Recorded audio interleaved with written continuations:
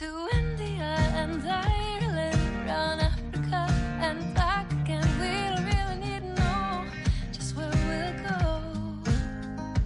Maybe Canada, then to Brazil, then through the Alpine foothills. All I really want to know is, can we go? Oh baby, can we go? Round and around the globe. Welcome to Take Me With You, episode 29.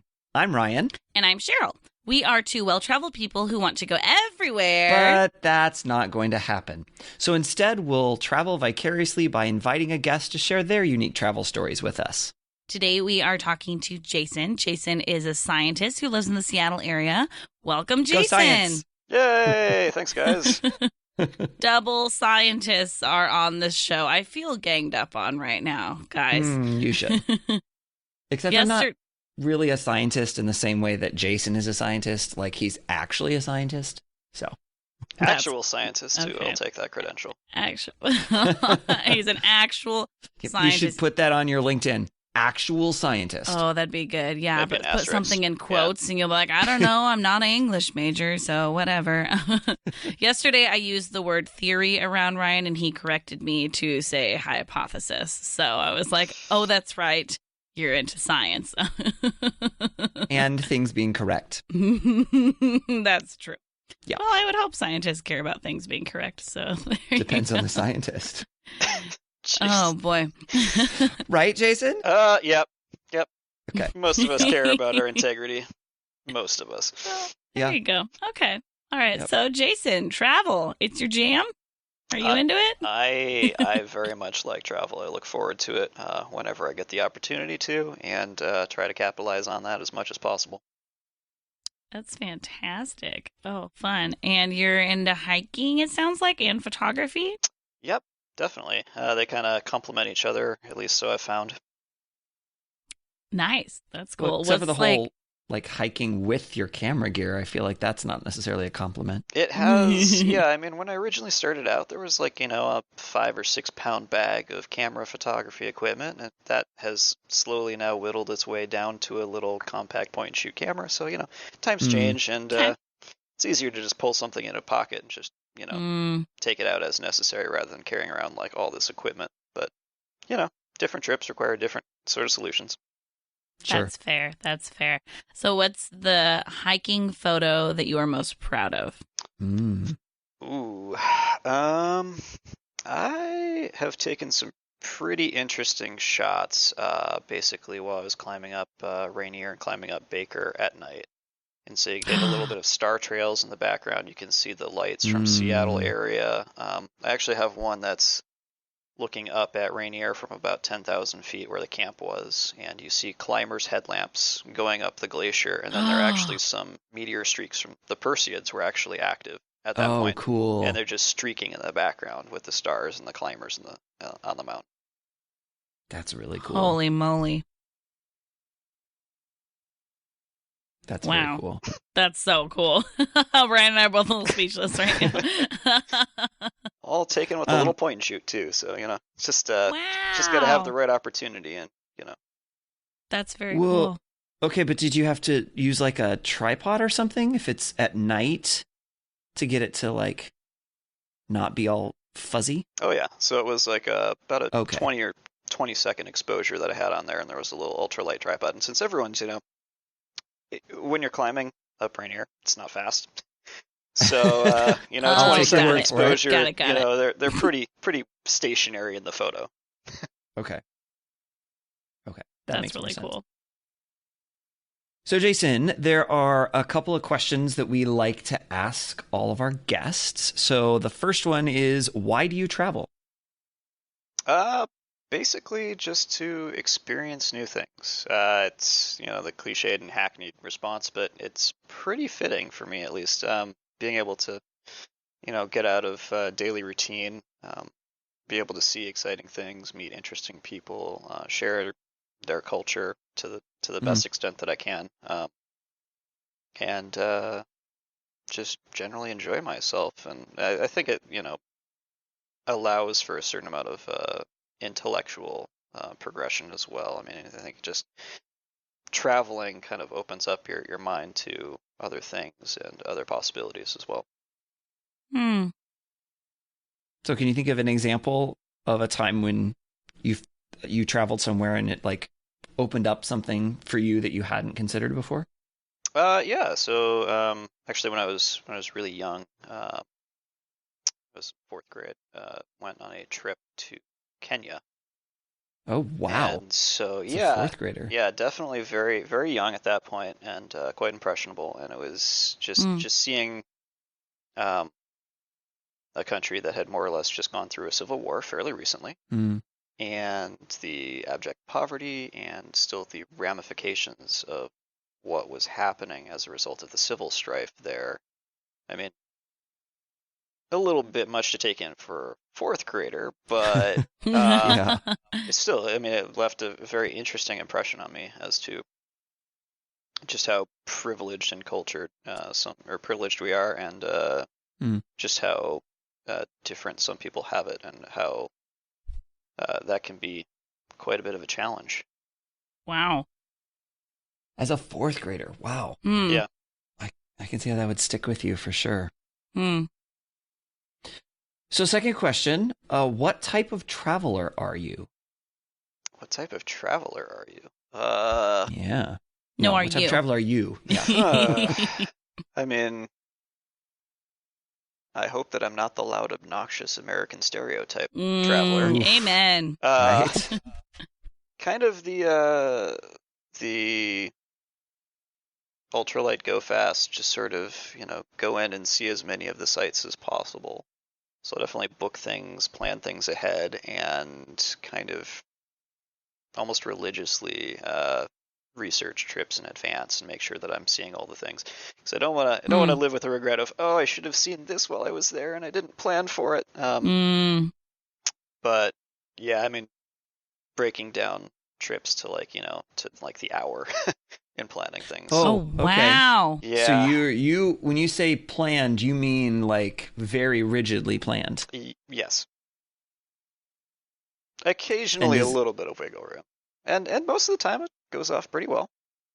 Okay. So when the trip actually happens then, do you find that helps you enjoy it? And like, do you feel relaxed, or are you checking a schedule a lot, or what is that like for you? Not really. I mean, just having something to reference to is, for me, it's just I don't want to have to waste time trying to figure out what I'm going to do next. And so that's already been done in advance, and I know what I'm up to. Okay. And I was just talking to a friend recently about a trip that she did to New York City, and she talked about how they didn't budget enough time for the things that they wanted to do. So they were literally like running from one thing to the next thing to be able to like fit all the things in. Have you ever had trouble budgeting the right amount of time for the things that you want to do? Oh, yeah, absolutely.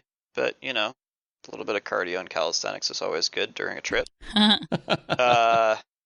Yeah, no, I mean, we definitely had a few times where we got to a certain attraction and found, it was actually way more interesting than we had bargained for, and, vice versa. That's also happened. Sure. And so, yeah, definitely have run into that. But still, I mean, I've always been really happy with the vacations that I've been planning. So Nice. This is not one of our standard questions, but now I'm really curious. Like, what was something? It doesn't have to be like the most, but like, what was something that you thought was going to be good, but was a real disappointment, and like you did cut it short? Ooh. This is our wish you weren't here segment. So probably when I was we did a trip when we were living in Hawaii, and we went out to the Grand Canyon, and used to fairly tropical weather. We get to the Grand Canyon, and there was a snap freeze that had occurred, and so we had brought a tent, so we were going to camp on the South Rim, and it ended up being, I think, in the single digits that night. And we were not equipped for anything. I mean, we had 40-degree sleeping bags and all that. So that was not great. And then we wake up, and it's just, okay, it's the Grand Canyon. and then we drive along it for a little bit. And not to say that it isn't an impressive geologic feat and all that, but you drive just a little bit along it, and it's more or less the same view. And you drive a little bit further, and it's still more or less the same view. Whereas there are so many fantastic and beautiful national parks in that part of the U.S., like Zion, Bryce, Arches, all that, that just have a bigger impact in terms of, things to see and things to do than just driving along the south rim of the Grand Canyon. Sure. Yeah, I've been to the Grand Canyon twice. Never as an adult, so it's been a while. But I haven't been to I haven't been to Zion or Arches or any of those. But I've heard other people say the same thing, that they actually find those other sites more amazing and breathtaking than the Grand Canyon. But I'm going to have to go and find out for myself. So I guess so. Yeah. Yeah. I'm the same. I've been to the Grand Canyon, not those other ones. And so it's just kind of like, I don't know, but the pictures look really cool of those other places. So yeah, that sounds good. Now, Jason, your partner, Ashley, was on a previous episode of our podcast. She talked about going to Baja. So that was really cool to hear about. And I do remember that she said that, she's not a planner, and so she just kind of like goes along for the ride with you. Is that correct? Yes. She defers to me. All right. Even to the point of, so we're going to be in this city. Is there anything that you think that I would want to see? I mean, I can make my best guess or supposition, but I don't know. I only found out after we had been to London once that there was a Harry Potter event that was on, and she will not let me live that one down because I did not. I did not the find it. The thoroughness did not happen with that one. I just wasn't aware of it. I wasn't, Anywho. Oh boy. Yeah. That's so interesting. In case our listeners haven't heard the episode with Ashley, it is episode 14. So if you wanted to go back and hear it, it's very cool, about swimming with whale sharks in Mexico. Very cool. It sounded awesome and kind of fake. So, yeah. It legitimately sounds like a scripted story if you hear it for the first time. It was absurd. But absurd in an amazing sort of way. Oh, absolutely. Yeah. Okay. Final question, and then we will dive into your travel story, Jason. Sure. What is your number one travel tip? Let's see here. I would say I always like to pack light. Okay. I just, there's something to be said about like being able to like quickly and easily move from place to place if you're going to be on a longer trip, and you have to be shuffling around from location to location. It's just like constantly like rotating from different cities and things like that. It's just so much easier to just have everything, sling it into a backpack and just go. So when you say pack light, you mean one backpack? That's the idea. I like that. That's very cool. Do you have any, okay, now we need a sub-travel tip, or would it be a travel sub-tip? Which one? You guys aren't English people. That's fine. What is your advice with how to pack light? I mean, I'm a fan myself, but I think I know that some listeners are always kind of curious, like, okay, you've said to pack light. What does that actually look like? How do I actually reduce what I'm bringing? So do you have any tips regarding that? Yeah, I mean, generally I have, different articles of clothing. Research the weather going into it, and find out what I actually need to bring. And generally just, super light rain jacket, maybe a little bit of like an insulating layer, and then maybe a dress shirt. Otherwise, the rest of it's just purely functional. Slacks that, pants that actually like look pretty decent in a formal event, but can actually, do double duty for when it's a hot day outside, and they're pretty breathable and you can always wash them on the go. So yeah, just all about making sure that like anything that you pack is utilitarian and can multitask. I feel like that is a good word to describe you, Jason. Utilitarian. Oh, thank you. I appreciate that. All right. Thank you for those tips. What trip are you going to tell us about today? I figured I would talk about climbing Mount Rainier, what that looks That sounds like, awesome. and Yeah. Yeah. kind of the experience of that whole thing. It's, I mean, we see it a lot from Seattle area. A lot of people come in flying into Seattle, and they do a little circuit around Rainier, and so just I Mhm. was one of those people and always wanted to be like, so what's it like to go to the top of that? Hmm. That's lovely. So then you just did it. I mean, there's a little bit more involved than that, but yeah. But only a little bit. All right, so tell us about how that process works. How do you even like start to think about climbing Mount Rainier? So yeah, so actually when I was in high school, this goes back way back. I was selected to go on an Outward Bound trip, and so Outward Bound is an outside leadership course, and they take high school age kids and go out into the wilderness and teach them basic leadership skills and things like that, along with sometimes some technical skills. So the course that I chose was actually a 3-week mountaineering trip in the Cascades. Okay. And, you know, coming from Ohio, where everything is pretty much absolutely flat, because thanks glaciers. Hey, we had glaciers here too. Yeah, I mean, like, you know, the maximum sort of topographic hill that you'd find in Ohio is like, you know, 100 feet. Okay, that's great. Yeah. So I came out here and was like, oh, mountains, these are really cool. And so it was a 3-week course. And for a week and a half, we did one resupply, which meant that like we were backpacking for a week and a half at a time, and got kind of introduced to that and thought, yeah, this is actually really fun. As part of the experiences, you know, what are your goals for, you know, your life and all that. And I was actually talking with one of the instructors, and they were like, "Yeah, it'd be, you know, I think I'm going to be working up until climbing Rainier later on this year." And I thought, "Wow, that's a really cool goal." And I loved coming out here. It was just beautiful. In fact, the next summer following, some of my friends from the class and I actually hiked part of the Pacific Crest Trail. Oh, cool. Oh, cool. Yeah, so I think we hiked about 75 miles of that on a backpacking trip. And it was always like, you know, every time I flew into Seattle, I was like, man, that's a cool mountain. I actually even had a black and white photo of it on my bedroom wall. Really? Yeah. It's just this visually stunning volcano, just in the middle of nowhere, and it just stands out. It just has so much prominence, and it's a distinctive looking volcano too. Yeah, and so I thought, okay, well, yeah, that's a goal at some point. Kind of shelved that in the back of my mind, and so moved to Washington State.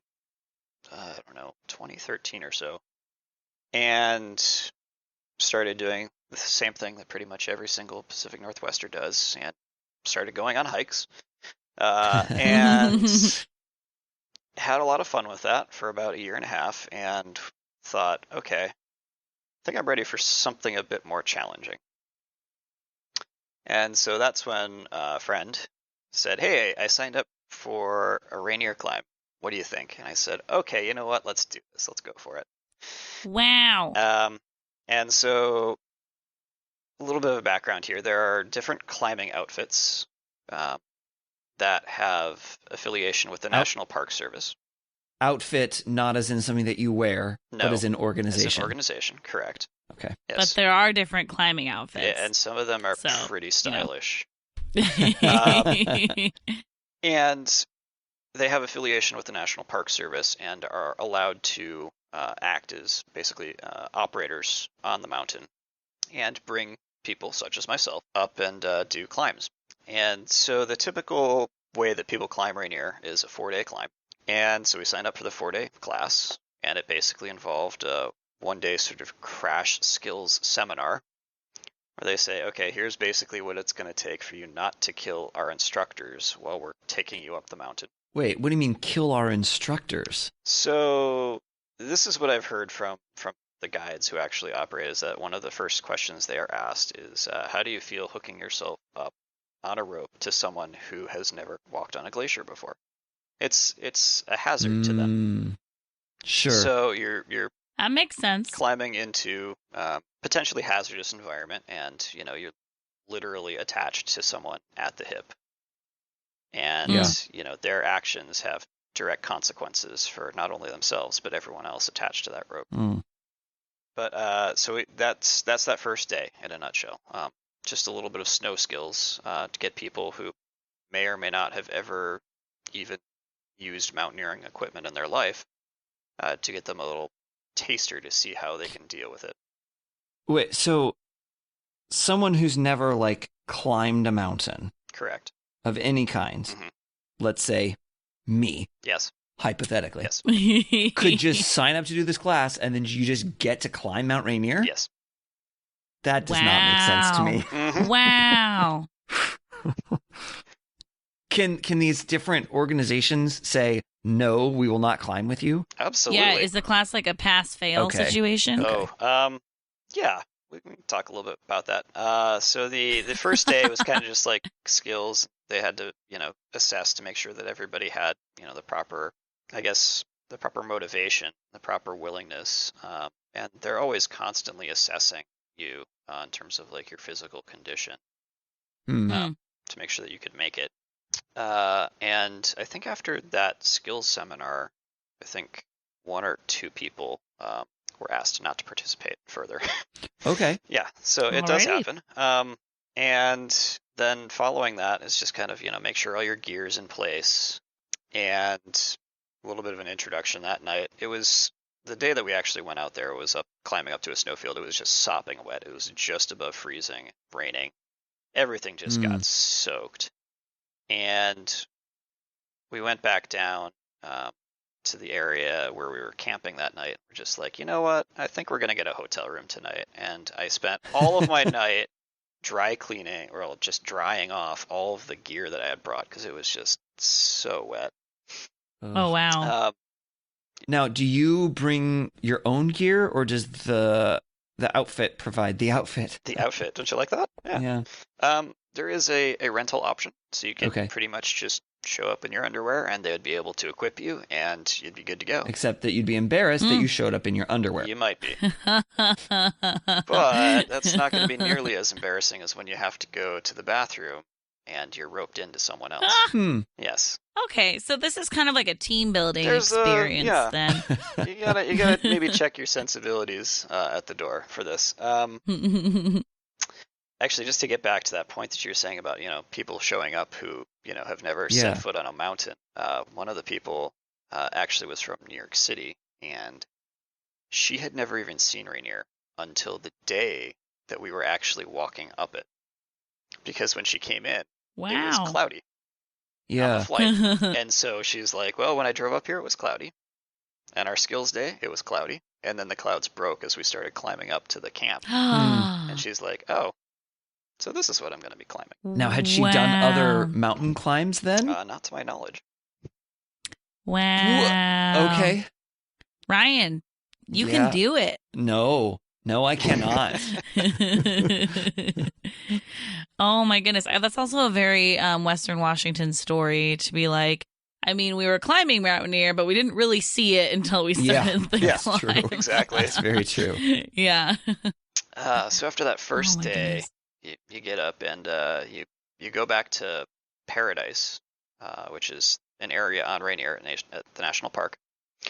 Mhm. And you get all your gear, everything's all ready to go, and then you start hiking up the trail, and then you keep hiking up the trail, and there are tourists, oodles and oodles of tourists there, and it's great.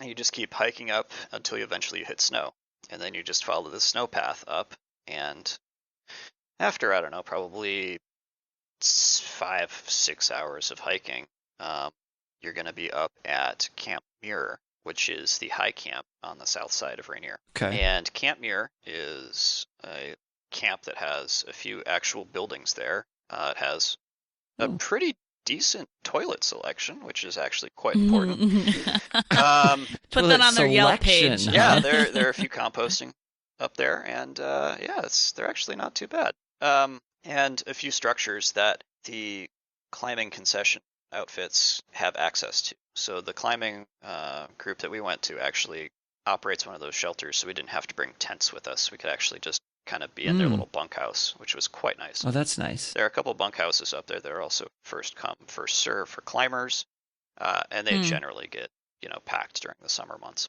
So you don't have to go through one of these organizations to climb. You could just go up on your own? You could.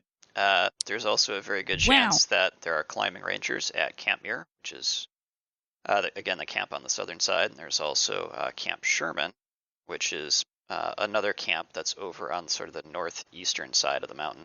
And these are kind of checkpoints for climbers to be going up the Rainier routes, at least the most popular ones. And there's a good chance that they might see you and take a look at you and be like, you might not be cut out for this. Okay, so there is some sort of warning monitoring system in a sense. place. Yeah, I mean, they try to be a bit more proactive than reactive about it. I mean, that makes a lot of sense. Yeah, exactly. And so, yeah, the National Park Service does have these climbing rangers, and they staff them in the summer months at Camp Muir and at Camp Sherman. And so they're ready to, their entire job is they're extremely technically expertised mountaineers with, many years of experience, and they are there to respond in an emergency and can basically just be anywhere above like 10,000 feet. They can be pretty much anywhere on the mountain within a few hours' notice. That's fantastic. Yeah, That's it's impressive. It's actually really nice to have that resource there. That's very cool. So then what was it like the rest of the way up? So yeah, you get into Camp Muir, roll in, kind of get your sleeping bag out, get everything sorted, pretend to eat, but mostly I was just kind of like super nervous as to what was going to happen. They're like, sometime between the hours of 11 o'clock and 1 o'clock, as in like 4 or 5 hours, we are going to get you guys up, and then we're going to start getting our gear on. So up until Camp Muir, it's just a snowfield. You can walk up that. It's actually a really great day hike. You can do that in the summer and see all the climbers getting ready. But once you... the day hike would be like from Paradise up to Camp Muir? Yes. Is that what you're saying? That's correct, yeah. Okay. It's a little long, but it's really fun, and you get some really beautiful scenery along the way. But once you get past Camp Muir, you're on a glacier. And so because of that, you are traveling as a rope team. So everyone's tied in, and you guys everyone has their equipment out and is ready for any potential incidents. So you get up, I think we got up at like 11:30, something like that. Time kind of becomes a blur at this point. And 11:30 p.m. 11:30 p.m. So I think I maybe slept for about 45 minutes that night. Oh boy! I was just like so excited, and it's pitch black except you got these great stars, and everybody's headlamps are going, and everybody's just lining up, and there's kind of like this bustle of, all right, let's get ready, let's go climb to the summit. Then you're off, probably about 12:30 in the morning, and it's great because it's just silence.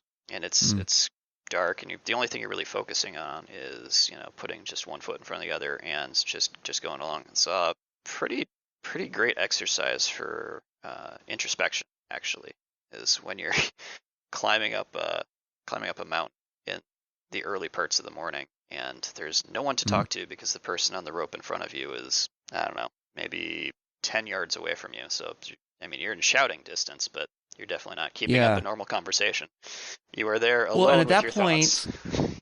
I mean, because Mount Rainier itself is about 14,000 feet, right? 14,411. Okay. Yes. And do you know, since you know that one so clearly, how high up is Camp Muir? Camp Muir is at about, let me see here. I've actually got my map open right now. Camp Muir is about 10,000 feet.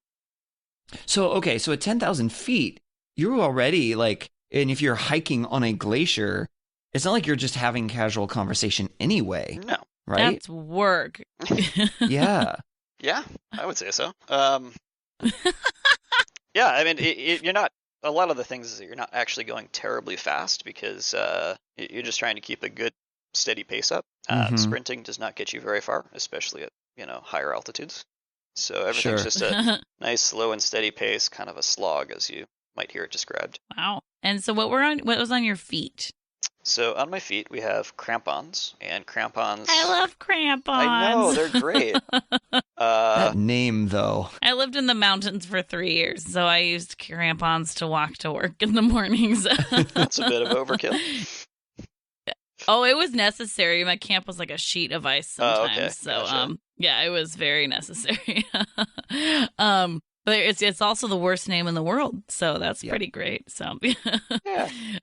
Okay, so can you describe what the crampons look like? Yeah, so crampons are depending on what model you get, they are little steel, teethy bit little things you attach to your feet. And they kind of hook onto your boots. And they come in a variety of different configurations from typical glacier climbing, like what we're doing, to all the way through like vertical ice climbing. And so vertical ice climbing. Yes. Crampons are rad, Ryan. Have you done that before, Jason? Not intentionally. Good answer. Oh, yikes. Yeah, there are a few spots that I've come across where it's kind of splitting the difference there, but Oof. yeah. So you're wearing these crampons, and then you also have an ice axe, and so the crampons are there to make sure that your footwork is stable and precise on the ice, and so you don't slip. And the ice axe is there that should you slip, you have a way to arrest yourself by taking the pick and digging it into the snow or the ice. And did you see that happen? I did not see that happen. Okay, so that's more like a safety precaution than like a method of walking. Oh yeah, I mean you use it kind of like as a walking stick most of the time. Okay. And basically the idea is don't fall, and the second rule of mountaineering is don't fall. Okay, that seems fair. It's a lot easier. Yeah, so as long as you maintain that good, even pace, and everybody's aligned in that, generally it's pretty straightforward. Yeah, if someone falls, then you're gonna have a bad day. Oh boy. Yeah.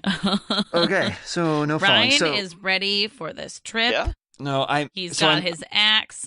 No, I'm looking at. So I've got Google Maps, and I turned the 3D view on so that you can like see Mount Rainier from the side, and so I'm looking at like how far up Camp Muir actually is. I mean, you said it was like 10,000 feet, Yes. so it's over halfway up, but it's up there, and I'm just like, and it just gets even steeper from there. Yeah, you start off at Paradise at about 5,400 feet, so you've already gained 4,600 to get up to Camp Muir to access that, and then it's still another 4,500 or so up from Camp Muir. Okay, so you said you got up at like 11:30. You actually left Camp Muir at like 12:30 Yep. a.m. at this point. Yes. And you just start cramponing up the mountain. Yep. You just start cruising, and so you cross over the first glacier, and When you say cross over, you mean like you walk across it? yeah, you're literally traversing it, and then you'll come to Okay. the second glacier. Once you get past that point, the second glacier is actually where a lot of it's called Ingram Flats, and that's where a lot of the climbing groups that don't have access to those shelters will actually set up little tent cities for the climbers in the summer. Oh, interesting. Okay. And so we're like, haha, suckers, you had to spend your night out on the ice, et cetera, et cetera. And then they're like, How Good nice old and climbing friendly trash of you. talk going yeah, on. but they got it. They didn't have to walk an additional mile and a half to get to that point. So joke was on us actually Well, at that point. They did, but they didn't have to that Not day. that morning. And so the route that we're on, I should probably let our listeners know this, is called the Disappointment Cleaver route. Oh gosh. And so just Why? because the Because Disappointment how Cleaver disappointing it is the primary feature that you're going to have to traverse in order to get up this route. So what is a cleaver? So a cleaver is a fantastically specialized term for the Pacific Northwest, which is basically a ridge really? line that separates and diverts one glacier into two separate glaciers. Oh, okay. So, Interesting. yeah, so it's a rocky ridge that literally will cleave apart a glacier and then thereby forming two different glaciers. And why is it disappointing? I don't know the actual etymology of that, but after having climbed up it once, I can definitely understand and relate to its name. Is it just like a pain in the butt, or It's not pleasant. So you're Jason? You sound like a very positive person, so I'm going to take this to mean that it's awful. so you're climbing on the ice, and ice with crampons is actually it's pretty nice. There's a nice little like beaten path and all that stuff, and then you get to Disappointment Cleaver. Disappointment Cleaver, the time that we were climbing it was fully exposed, just rock, and it's loose rock, kind of bouldery, some gravel stuff, and so you walk on that with these metal spikes in your feet, and it's not the best feeling in the world, if I'm perfectly honest with you. It's akin to having your teeth poked with like the dental pick, except you're now doing that for like an hour and a half. Yikes. Yeah, and so the guides are saying, there is one major objective hazard on this route. And so an objective hazard is a hazard that you basically cannot mitigate. It is something with the route that is just, it's going to be there and you're going to have to encounter it, and it is what it is. There's no way to avoid it. In this case, the objective hazard was Disappointment Cleaver. It is prone to rock falls, and there are going to be climbers above you who could potentially dislodge rocks, and they could potentially come down onto your route of travel. So now, sometimes is it covered in snow? It is, yes. Or is if it you go early enough in always season, exposed? yes, it is covered in snow. Huh. Okay, but Okay. you went in, it sounds like August. Yeah, I think August. Because you said it was the Perseids, yes? This was actually... Or was that a different time? That was a different time climbing Rainier. Okay. Yeah. Ryan, did you just do star math? Well, if by math you mean they occur at the same time every year, then yes. Oh, okay. Okay. Impressive math. Star logic. Star logic, yeah, I guess that's a better term for it. So, you traverse this rocky ridge, and you get up it, and I mean, about every hour and 15 minutes, you're going to be taking a break. It's probably about 5 minutes. You might get to sit down on your pack. You might definitely want to be like drinking water and eating whatever you can at that point, and then you're off again. So after you get to the top of Disappointment Cleaver, I would say it's pretty smooth sailing from there.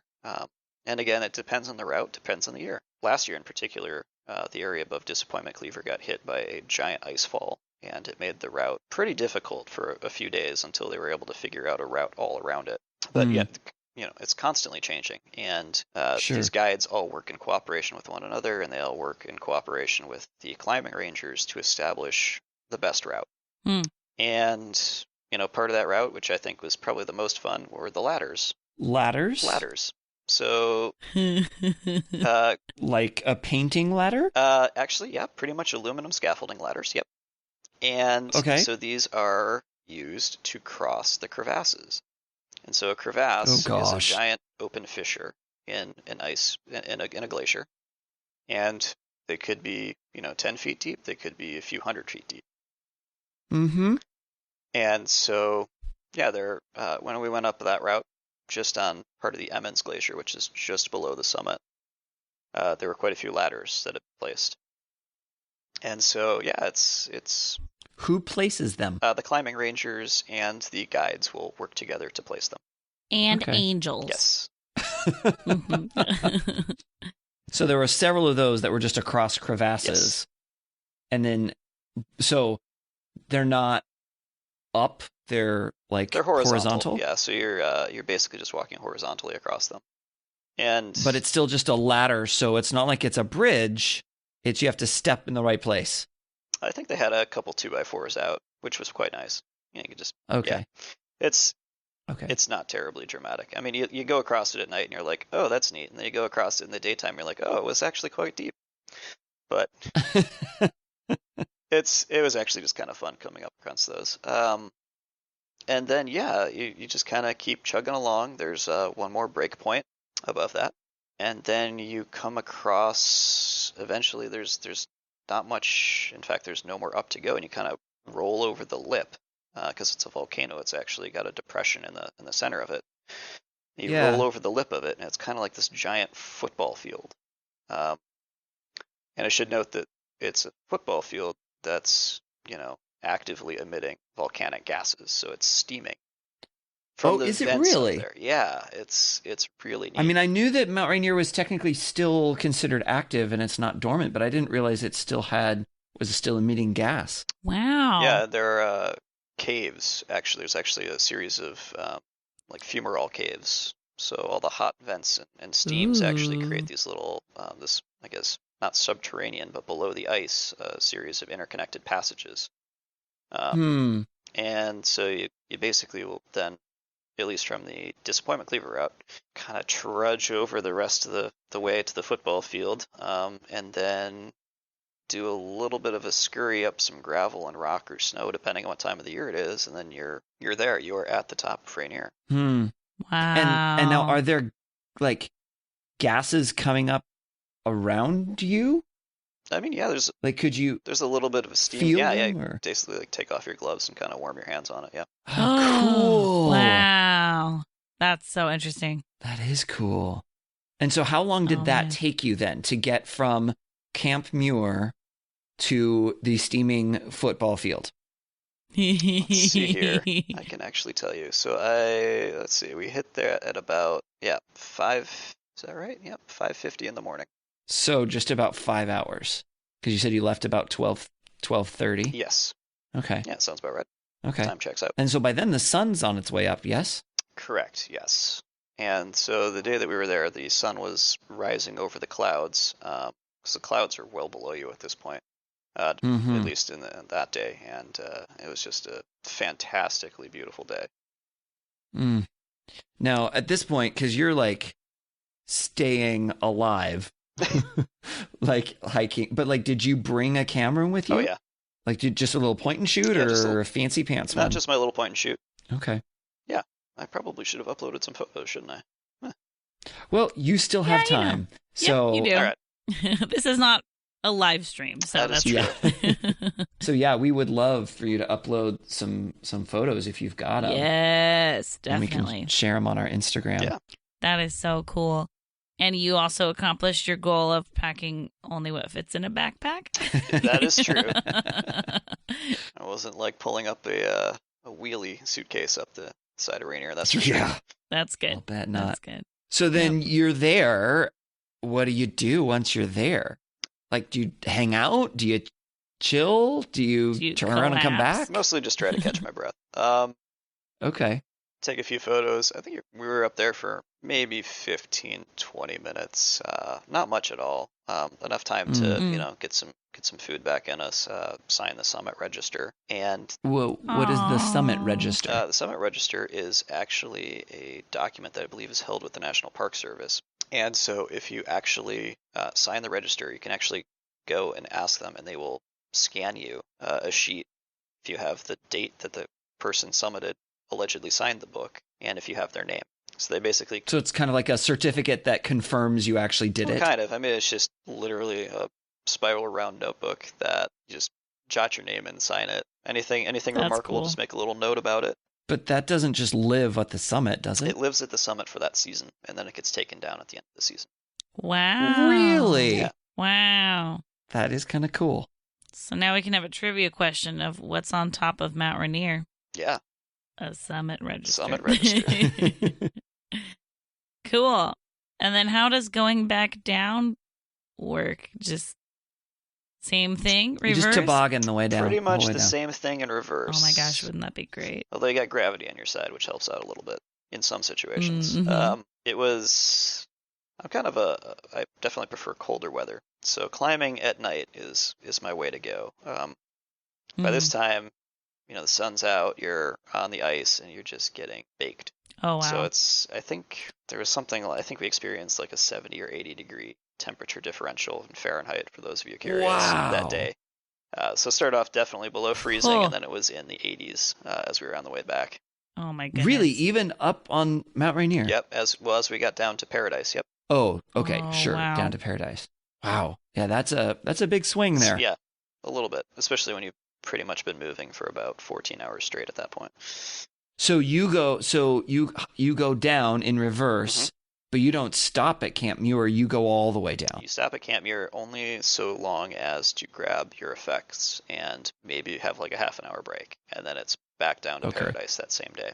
Wow, it's a long Wow. day. That is a very long day. And then how many days in a row did you sleep when you got back home? So that was the funny thing, is that we actually had a hotel reserved in the area because we're like, we're going to be like so tired that we're not going to want to go home. And then I got done, and probably just adrenaline and all that stuff. And I was just like, let's drive home. I'd rather sleep in my own bed tonight. Hmm. And actually, it wasn't too bad. All right. That is so amazing. Would you do it again? I did it again. I was going to say, I thought you said you did do it more than once.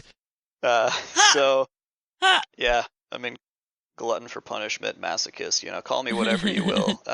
So what I got from the trip is that I really liked it. It was fun. And there's a discussion over the type of fun. There's type 1 fun, which is like, yay, we're at a party, this is great. And there's type 2 fun, which is like, this is not the most pleasant thing right now. But in retrospect, it was really awesome that I did that. I definitely say this Mm. falls more into category 2, depending on the day. And I really like doing it though. And so I thought, I want to kind of do it instead of with a guide. I kind of want to do it on my own terms. And so I took a mountaineering course and I learned all the skills that would be necessary to tackle the mountain, not through a guided service or anything like that, but, with a group of my friends who had also taken the class and were instructors in that class. And then, yeah, later, I think it was probably about 2 years. No, it was the next year. Climbed it again. Oh, wow. Wow. That's amazing. That's very cool. And this time we actually went a different route. So the Disappointment Cleaver route is the one that's mostly used by the guide services. And so we went on something called the Sherman route. It's the Emmons Winthrop Glacier route. And so you go through Camp Sherman. And this is on the northeast side of the mountain versus the southern side of the mountain, which is the Disappointment Cleaver route. And that Emmons route is a little bit longer. I think I have something like 18 miles or something like that. And it's also a little bit more vertical than the Disappointment Cleaver route. So it's almost 11,000 feet that you have to climb. Oh, jeez. Oh my goodness. So did you enjoy that one more because it was more of a challenge? Yeah. It was, it felt more rewarding at the end of it. Let's put it that way. It was more type 2 fun. It was, yeah, I mean, having to basically, do your own logistics, do your own planning, being better in control of, knowing what's going on rather than just kind of being dragged up by a guide, having more active participation in it and, carrying all my gear to be self-sufficient. Yeah, I mean, it just made it a more rewarding overall experience. Wow. That is so cool. So normally at the end of every episode, we ask a question, and it's going to be kind of an odd question with this particular story, but I'm still going to ask it based on the title of our show, Take Me With You. If you could take us with you to just one part of this trip, what would it be and why? Honestly, when you're climbing Mount Rainier, you don't get a great view of it. But when you start off, so you start off at either Paradise or you go to another fantastic view spot, which is Sunrise. You get absolutely incredible views. And the great part about both those places is that there are trails, and the trails there are actually ADA accessible. And so everybody can get can get great views of the mountain. So I would say, just Sunrise and what was the other one? Sunrise and Paradise. Paradise. Oh, right. And so these are the two major places where you can, and there are trails that can kind of go anywhere. You can go as far as you'd like to the top if you want, or just, do a ring route around the entire base of Rainier, and they hook up to both these locations. You can drive to them, and it's, hour and a half, hour and 15-minute drive from Seattle, and accessible by just about everybody. You get great views. So I would say cool. I would take you guys there because it's just a really nice place to be. That's very cool. Yeah. Nice. I mean, if I could go to just one part and I didn't have to do all the rest, I'd definitely go to the top. Not just because it's the top, but like steam coming out of it. That's awesome. Yeah, I mean, literally being on a volcano. Yeah, exactly. In fact, so I've also climbed Baker. As you're climbing up, you go past, it's effectively like a cinder cone, and it's still actively off-gassing.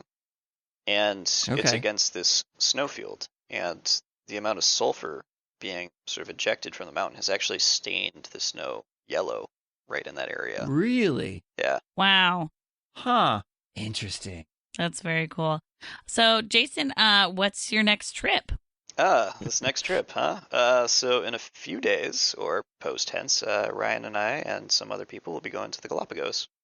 Oh, my goodness. Yeah, so when this episode comes out, we'll have already heard Ryan's Galapagos episode. So go back and listen if you haven't already. But you guys are heading out this week, and the jealousy is ever climbing. Yeah, like what, 5 days, 4 days, something like that? Oh, my goodness. Oh, that's so exciting. Yep. Have you been there before, Jason? I have not, no. Looking forward to it. Awesome. Oh, that's so cool. Oh, wow. That's so great. And do you have any travel questions for us? Best place to go traveling on a budget. Ooh. Ooh, we have not gotten that before. Best Can we have guess. some parameters? Yeah, like what kind of budget are you talking? Oh, I was thinking like international or Yeah, the I'm thinking US. international, like in terms of just overall price of accommodations and traveling around and meals and things like that. Yeah. Well, I mean, I think it depends on what your standard of travel is. So, like, if you want to do budget stuff, if you're thinking international, especially like, well, I mean, there are a lot of stuff, at least from the US to Mexico. You can oftentimes get deals on flights that aren't super expensive, and you can find some decent like hotels or Airbnbs down there. But if you want to do something like Europe, which is what I think I know the most about, and Cheryl, feel free to chime in at any point here. There are several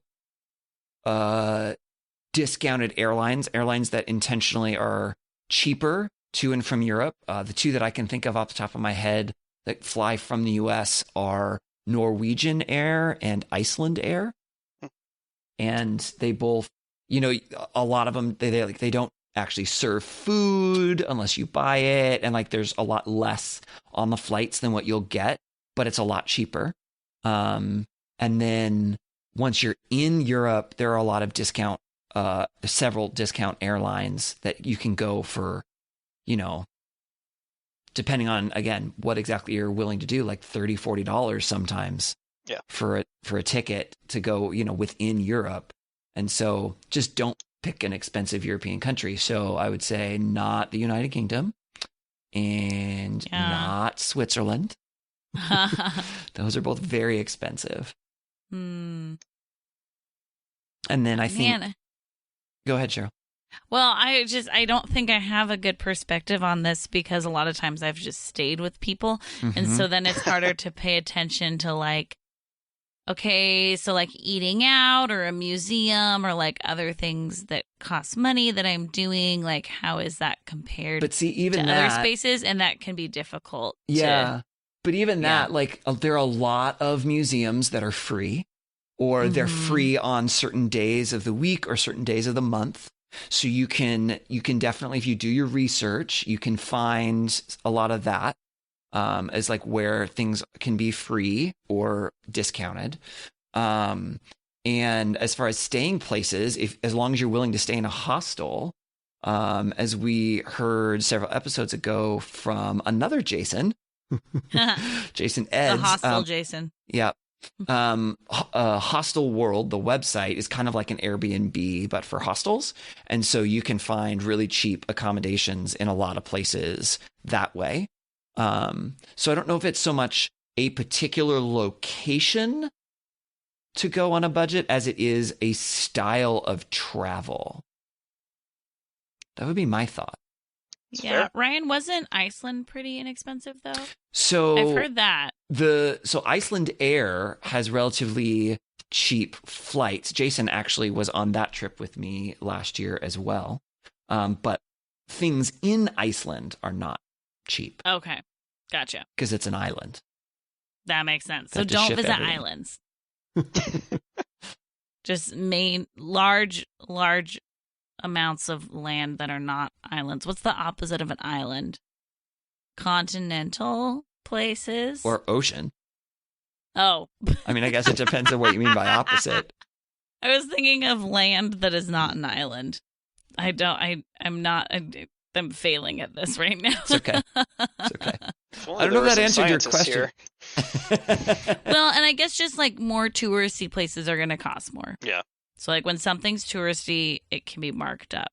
Yeah. So, But even then, like instead of eating out at a restaurant, go find a grocery store. You're in Yes. Paris, go buy baguettes and make your own sandwiches. Or, like there's a lot of things you can do to make it less expensive. Now, it doesn't mean it's going to be cheap, but Yeah. it can be but I cheaper. think that was part of my point was like, even within a city, what is the touristy thing to do?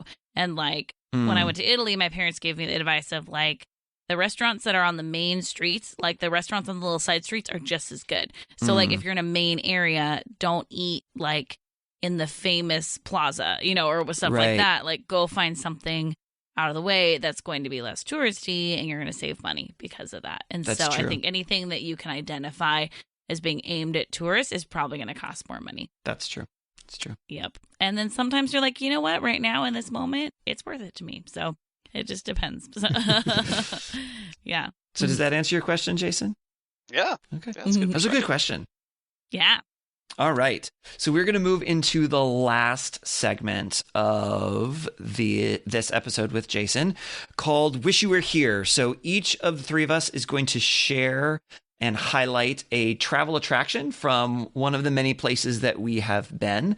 Kind of think of it like a little postcard. Hey, wish you were here. A short little kind of explanation of this really cool thing that you should maybe check out at some point in time. So, okay, Cheryl, why don't you go ahead and share your wish you were here? Okay, so mine is inspired by what Jason was sharing about today, and I want to share about a very easy hiking trail that gets you a view of Mount Rainier. So it's called the Natchez Peak Loop, and it is on the, I want to say, southeast side of the mountain. It's at least in that direction. And half of the trail is on the PCT, and half of it is PCT is the Pacific Crest Trail. Okay. And half of it's considered that, and half of it's considered like this different trail, but it makes a loop. And so you can't bring your dog on the whole thing because you can have your dog on the PCT, but not on this other trail.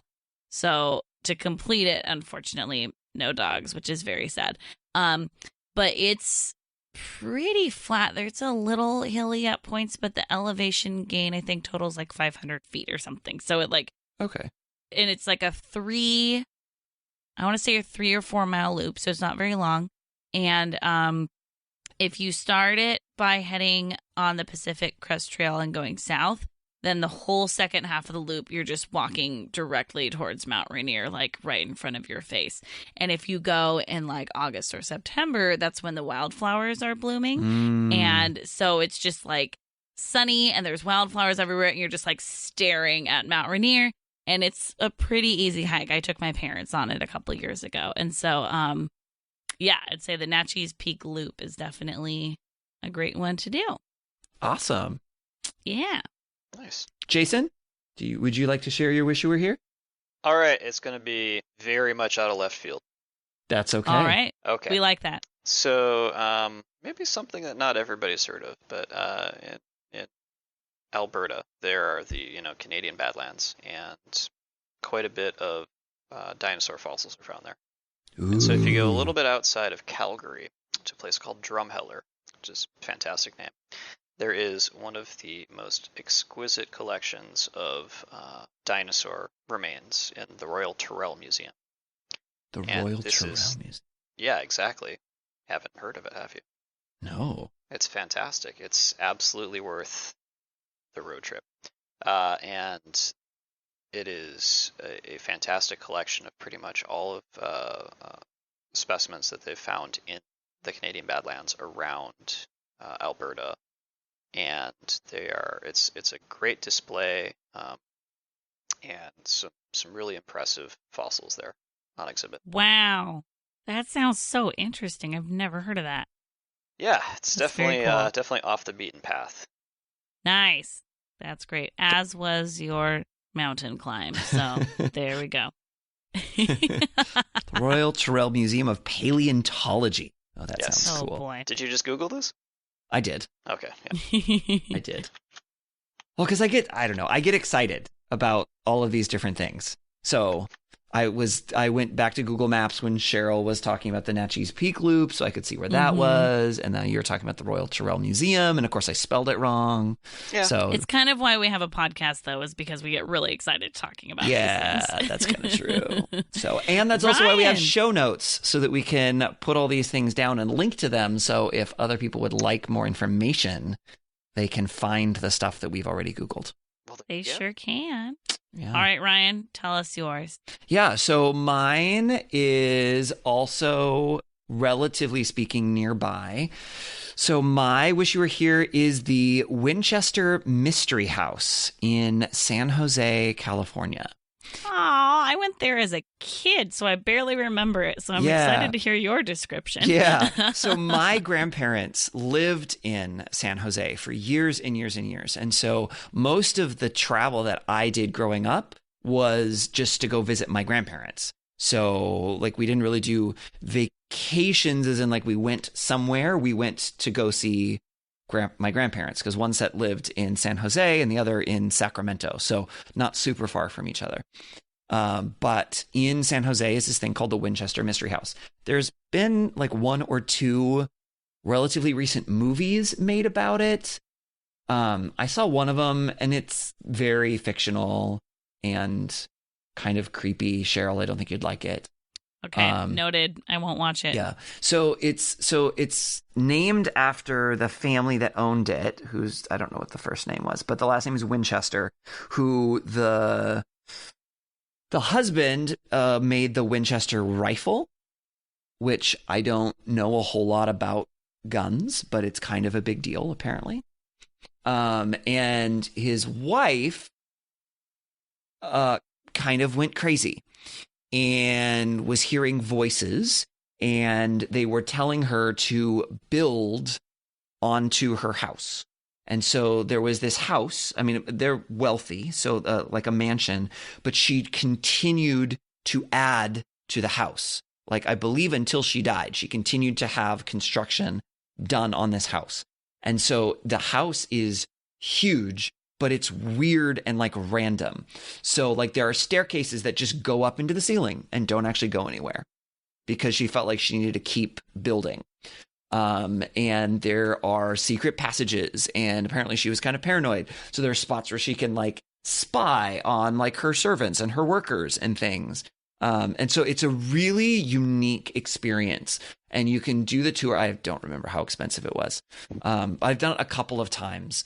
Once definitely as a kid, and then I think once as either high school or like college age. So enough that I remember that one a little bit more.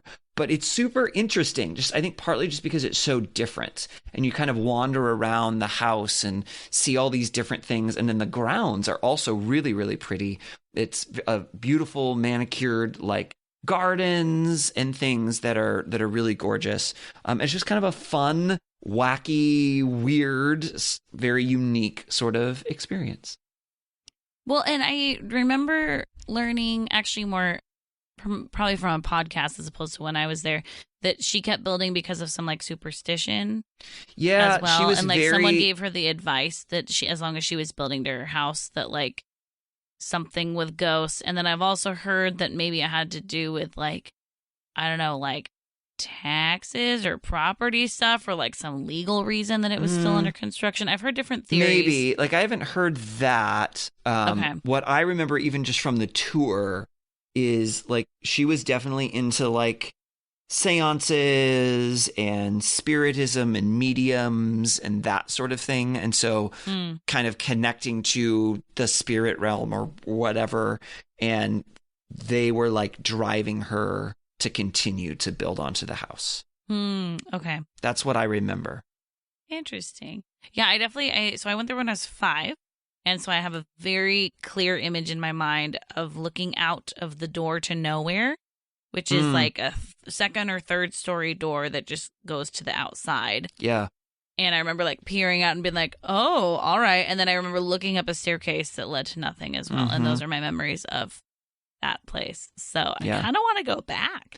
Yeah, I would recommend it. I mean, it's been a while since I've been there, but it's cool. Like I would definitely go back again. I mean, unless it's like $50 a person for entrance, then I don't think it's worth it. But well, we already discussed how things aimed at tourists are so affordable and cheap and all of that stuff. Yes. But, so there you go. Oh, man. Wish you were here. All right. Well, that's going to do it for this week's episode. Jason, thank you for sharing about your awesome Mount Rainier hiking experience. That was very cool. Thank you. Yeah, thanks for having me on. Appreciate it. Yeah. Yay, we loved having you. Yes, for sure. And if you would like to see some of those cool pictures that Jason's going to share with us, we will be posting them on our social media pages, and you can follow us at Timwy Podcast. That's at TMWY Podcast on most of the major socials, Instagram, Twitter, Facebook, all that good stuff. And you can see some of those cool pictures of Jason's Mount Rainier hike experience. You can also email us at timwepodcast@gmail.com, and you can send us your travel stories, maybe a cool hike that you went on, suggestions of guests, questions, comments, and more. Yeah.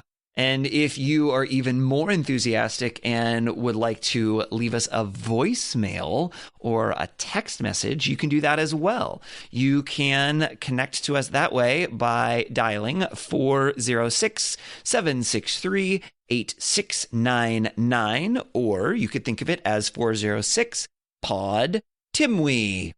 Please also be sure to rate and review and subscribe to our podcast so you don't miss any of our episodes, and so that you can also help spread the word about this podcast to other people so they can hear all the awesome stories that we get to hear. Yeah. And as always, thank you to Beth, new last name Reed Miller, for our artwork. She got married, but guess what? Her artwork is still great. It is, yes. Those things are not related to each other than thank you, Beth Reed Miller. You can check out more of her awesome artwork at Beth Is Something. Yes, and please do. She is very talented. All right, one final time, Jason, thank you so much for sharing your travel stories with us. Yay! Absolutely. It was my pleasure. And I look forward to creating new travel stories with you in a few days. Yes. Let's do it. So until then, please remember that next time, take me with you. Take me with you. Can we get a sailboat chasing down the sunset as we float round and round the globe? Salty air